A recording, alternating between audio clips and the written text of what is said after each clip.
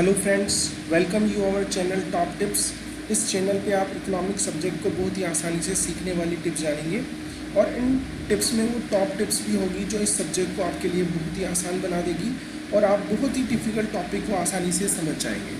तो चलिए स्टार्ट करते हैं हमारी ये पहली वीडियो, जो कि इकोनॉमिक्स 12th क्लास की जिसमें 2 पार्ट हैं, macro economics and Indian economic development. उसमें से पहला पार्ट हम स्टार्ट करते हैं आज, जिसका यूनिट 10 मार्क्स का अनुवन एग्ज़ाम में पूछा जाता है, national income and related aggregates, जिसमें 3 चैप्टर हमें पढ़ने हैं। सबसे पहला चैप्टर है हमारा circular flow of income, second chapter है national income and related aggregates and third chapter है हमारा मेजरिंग ऑफ नेशनल इनकम। तो सबसे पहले स्टार्ट करते हैं चैप्टर फर्स्ट से।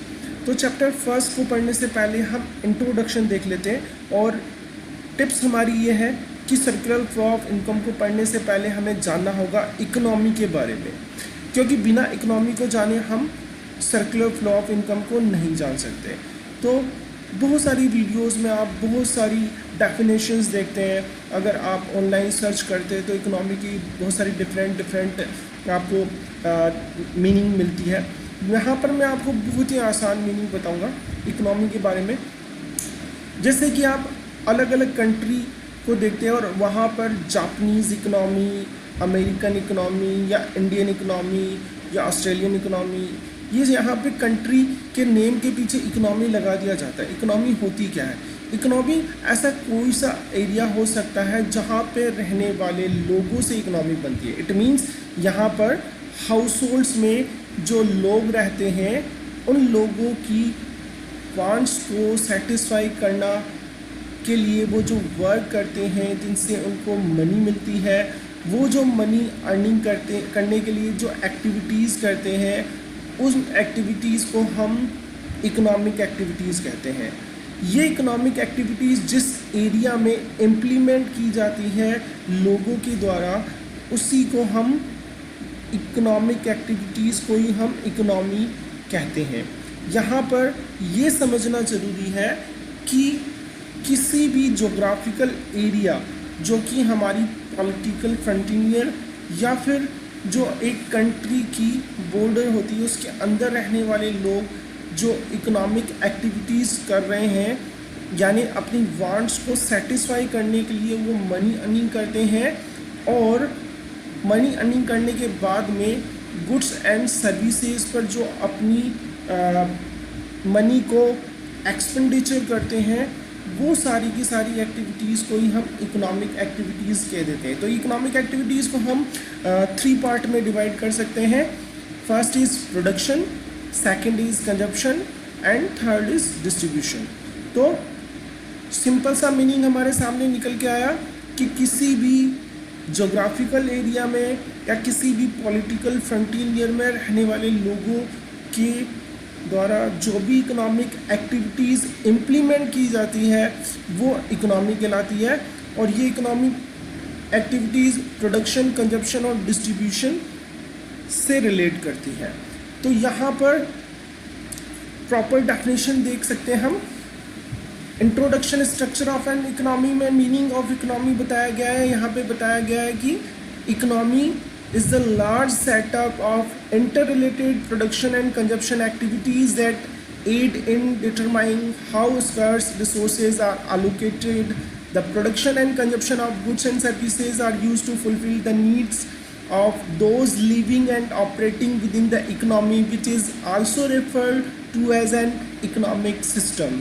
तो ये completely definition जो मैंने बताई आपको स्टार्टिंग में, उसको रिलेट करना है इससे कि किसी भी कंट्री में रहने वाले जो लोग होते हैं वो अपनी वांट्स को सेटिस्फाई करने के लिए जो गुड्स एंड सर्विसेज का प्रोडक्शन करते हैं और मार्केट में जाकर वो बहुत सारी गुड्स एंड सर्विसेज जो अलग अलग जगह से प्रोडक्शन होकर मार्केट में पहुंची है उसको परचेज करके और उसका कंजप्शन करते हैं। ये सारी की सारी जो एक्टिविटीज़ होती है वो इकोनॉमिक एक्टिविटीज़ कहलाती है। और यहाँ पर ये पर्सन जो नेचुरल एंड ह्यूमन रिसोर्स को कंट्री में अलग अलग जगह पे अलोकेट किया जाता है, उसके रिगार्डिंग एक्टिविटीज़ की जाती है। तो आपको समझ में आया ये इकोनॉमिक डेफिनेशन, पर्टिकुलरली एक ऐसा जोग्राफिकल एरिया जहाँ पर रहने वाले लोग इकोनॉमिक एक्टिविटीज़ इम्प्लीमेंट करते हैं, वो इकोनॉमी कहलाती है, बहुत सीधे शब्दों में अगर कहा जाए तो। इसके बाद बढ़ते हैं स्ट्रक्चर ऑफ एन इकोनॉमी।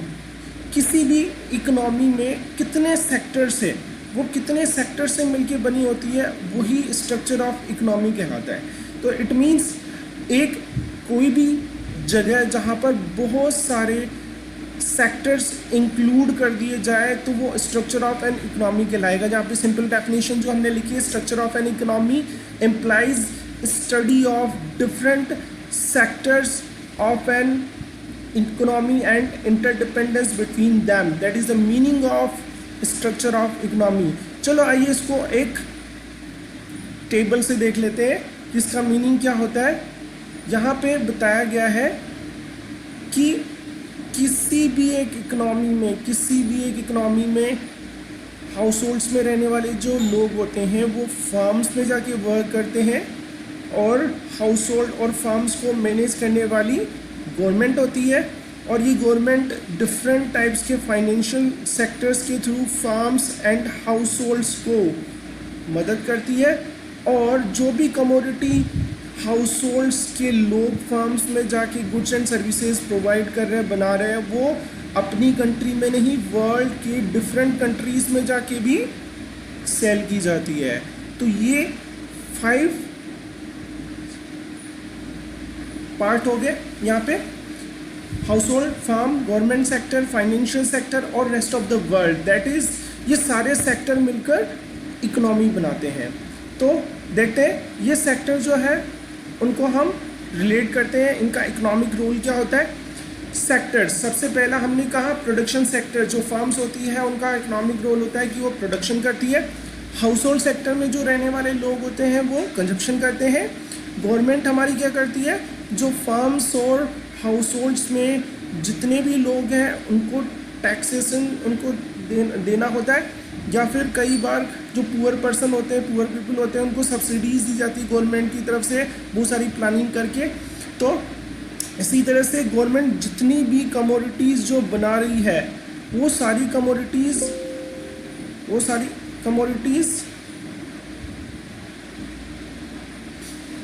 और इसके अलावा जो कमोडिटीज़ हम हमारी कंट्री में एक्स्ट्रा बना लेते हैं उसको वर्ल्ड में हम एक्सपोर्ट करते हैं। तो रेस्ट ऑफ द वर्ल्ड का रोल होता है कि हमारी कमोडिटीज़ वर्ल्ड में एक्सपोर्ट की जाती है, या फिर हमारी कंट्री में जो कमोडिटीज़ नहीं बन रही है उनका हम इम्पोर्ट्स भी करते हैं।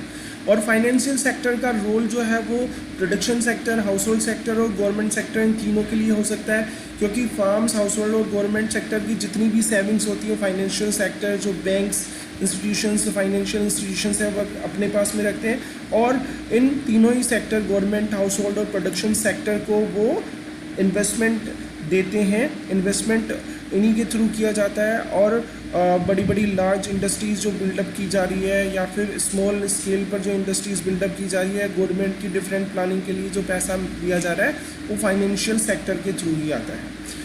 तो ये जो सेक्टर्स है उनका इकोनॉमिक रोल हमने जाना। तो आइए चलते हैं आगे फ्रेंड्स, आपको अच्छे से समझ में आ गया स्ट्रक्चर ऑफ एन इकोनॉमी और इकोनॉमी के बारे में। तो हम इस स्ट्रक्चर ऑफ इकोनॉमी को हम अगर डिवाइड करें तो हम किस तरह से उसको डिवाइड कर सकते हैं ये भी जान लेते हैं। तो यहाँ पर देखिए, जो हमारे सेक्टर्स हैं उनको हम कभी 2 सेक्टर्स, 3 सेक्टर्स इकोनॉमी कहते हैं। तो 2 सेक्टर इकोनॉमी में आपको ये ध्यान रखना है कि इस सेक्टर में प्रोडक्शन एंड हाउस होल्ड ये 2 सेक्टर आएंगे, जबकि 3 सेक्टर इकोनॉमी जिसमें हम फाइनेंशियल सेक्टर को इंक्लूड कर देते हैं, तो प्रोडक्शन और हाउस होल्ड सेक्टर के साथ में गवर्नमेंट सेक्टर को भी इसमें इन्वॉल्व किया जाएगा।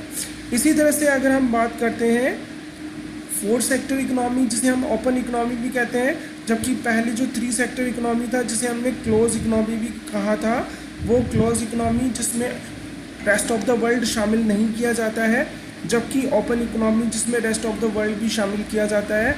यहाँ पे देखिए 4 सेक्टर इकोनॉमी में, ओपन इकोनॉमी में production sector, house hold sector, government sector और फाइनेंशियल सेक्टर के साथ में रेस्ट ऑफ द वर्ल्ड को भी इंक्लूड किया जा रहा है। तो आपको अब अच्छे से समझ में आ गया होगा कि स्ट्रक्चर ऑफ इकोनॉमी को हम 2 सेक्टर, 3 सेक्टर और 4 सेक्टर में डिवाइड कर सकते हैं, क्लोज इकोनॉमी और ओपन इकोनॉमी में डिवाइड कर सकते हैं।